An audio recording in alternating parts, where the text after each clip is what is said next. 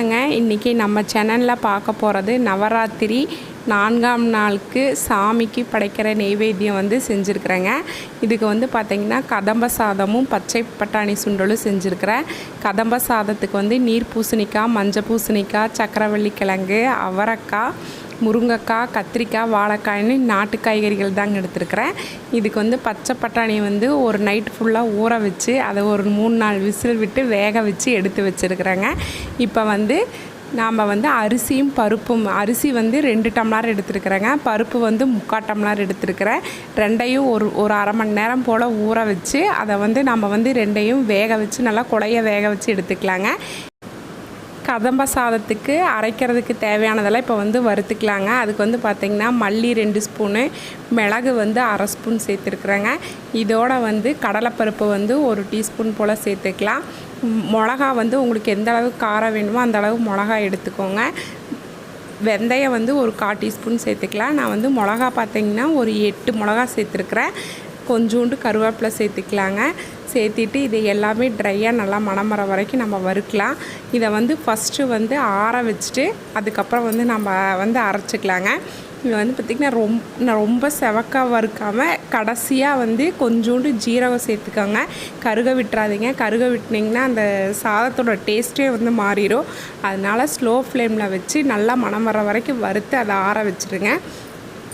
இப்போ வந்து காய்கறி எல்லாம் போட்டு ஒரு பாத்திரத்தில் வந்து வேக வச்சுக்கலாங்க. இதுக்கு வந்து எல்லா காய்கறிகளும் நான் சேர்த்துருக்குறேன். உங்களால் நாட்டு காய்கறிகள் எவ்வளோ காய்கறிகள் சேர்த்த முடியுமோ அவ்வளோ காய்கறிகள் வந்து சேர்த்துக்கோங்க. நான் வந்து இதில் சக்கரவள்ளி கிழங்கும் சேர்த்துருக்குறேன், மஞ்சள் பூசணிக்காய், வெள்ளை பூசணிக்காய் சேர்த்துருக்குறேங்க, முருங்கைக்காய் சேர்த்துருக்குறேன், அவரைக்காய், வாழைக்காய் எல்லாம் நாட்டு காய்கறிகள் சேர்த்துருக்குறேங்க. இதெல்லாம் சேர்த்திட்டு கொஞ்சோண்டு தண்ணி விட்டு காய் வேகிற அளவுக்கு மட்டும் உப்பு போட்டு மஞ்சத்தூள் போட்டு நல்லா காயை வெந்துருட்டுங்க. நல்லா வெந்ததுக்கு அப்புறமா நாம் வந்து நம்ம வறுத்து வச்சுருக்கோம்ல அந்த பொடியை வந்து ஃபஸ்ட்டு வந்து பொடி பண்ணிக்கோங்க. அதுக்கப்புறம் வந்து தண்ணி விட்டு நல்லா பேஸ்ட்டாக அரைச்சிக்கோங்க. இப்போ வந்து நான் வந்து மஞ்சத்தூள் சேர்த்துருக்குறேங்க. சேர்த்திட்டு நல்லா காய் வந்து வேகட்டும். நான் இப்போ வந்து காய் வேகிற அளவுக்கு மட்டும்தான் உப்பு சேர்த்துருக்குறேன். இப்போ வந்து இதை வந்து நம்ம பொடி பண்ணிவிட்டு இதோட வந்து தேங்காய் சேர்த்து நம்ம வந்து நல்லா பேஸ்ட்டாக அரைச்சி எடுத்துக்கணுங்க. எந்த அளவுக்கு பேஸ்ட்டாக அரைக்க முடியுமோ அந்த அளவுக்கு பேஸ்ட்டாக அரைச்சிக்கோங்க. பாருங்கள், இந்த அளவுக்கு பொடியானதுக்கு அப்புறமா தண்ணி விட்டு நீங்கள் இந்த அளவுக்கு பேஸ்ட்டாக வந்து அரைச்சி எடுத்துக்கோங்க. இப்போ வந்து காய் வந்து நல்லா வெந்ததுக்கப்புறம் இந்த அரைச்சி வச்ச பேஸ்ட்டுமே ஒரு எலுமிச்சம்பழம் அளவுக்கு வந்து புளி வந்து நல்லா கரைச்சி தனியாக எடுத்து வச்சுருக்கிறேன். அதையும் இதோட வந்து நம்ம சேர்த்துக்கலாம். சேர்த்திட்டு உங்களுக்கு சாதம் எந்த அளவுக்கு இருக்கோ அந்த அளவுக்கு வந்து தண்ணி விட்டு நல்லா குழைய வேக விடுங்க. அது காய் பாட்டுக்கு வெந்துட்டு இருக்கட்டும். நாம் அதுக்குள்ளே வந்து சுண்டல் வந்து தாளிச்சிடலாங்க. அதுக்கு வந்து எண்ணெய் நல்லா காஞ்சதுக்கப்புறம் கடுகு சேர்த்துக்கலாம். கடுகு பொரிஞ்சதுக்கப்புறம் கருவேப்பிலை, காரத்துக்கு தேவையான அளவுக்கு பச்சை மிளகா சேர்த்துக்கோங்க. பச்சை மிளகா வந்து எண்ணெயில் வந்து நல்லா வதங்கட்டும். வதங்கினதுக்கப்புறம் நம்ம வேக வச்சுருக்கிற பச்சை பட்டாணியை இதோட வந்து சேர்த்துக்கலாம். பச்சை பட்டாணி வந்து வேகிற கொஞ்சம் லேட் ஆகுங்க. அதனால் முடிஞ்ச வரைக்கும் நீங்கள் வந்து ஒரு 9 மணி நேரம் போல் நல்லா தண்ணியில் ஊற வைங்க. பச்சை பட்டாணி வந்து தாளிக்கிறப்போ கொஞ்சோண்டு பெருங்காயத்தூள் சேர்த்துக்கோங்க. ஏன்னா சுண்டல் எல்லாமே கேஸ் தான். அதனால் வந்து கொஞ்சமாக எல்லா சுண்டலுக்குமே நீங்கள் வந்து பெருங்காயம் வந்து சேர்த்துக்கோங்க. அப்புறம் வேக வச்ச சுண்டலை சேர்த்துட்டு நல்லா 1 நிமிஷம் போல் நல்லா கிளறி விட்டுட்டு தேவையான அளவுக்கு உப்பு சேர்த்துக்கோங்க.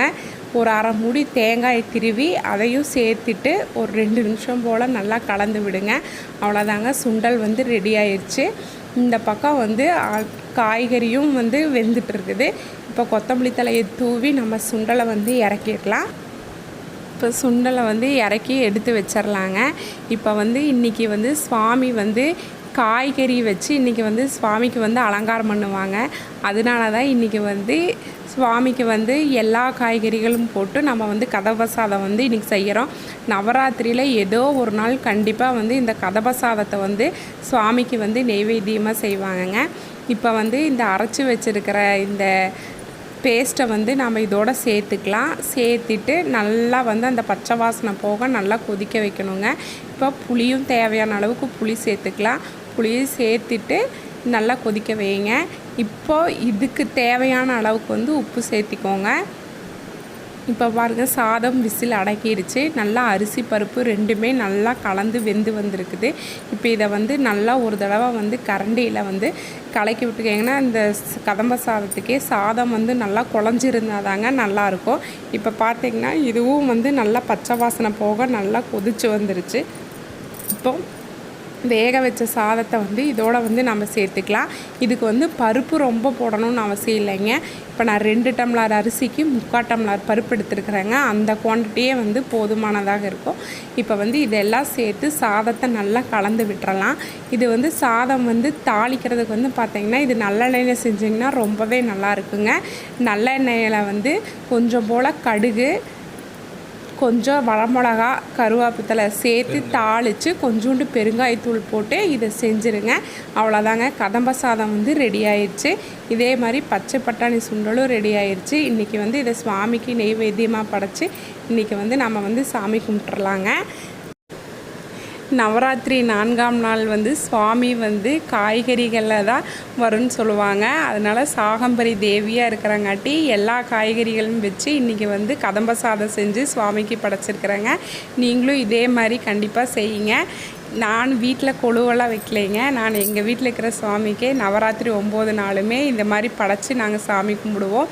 மந்திரம் தெரிஞ்சவங்க மந்திரம் சொல்லுங்கள். நான் வந்து அபிராமி அந்தாதி தான் எனக்கு தெரியும். அதனால் நான் அபிராமி அந்தாதி தாங்க சொல்லுவேன். அப்படி இல்லைனாலும் பரவாயில்லைங்க, உங்களுக்காக நானும் சேர்த்து வேண்டிக்கிறேன். நன்றி.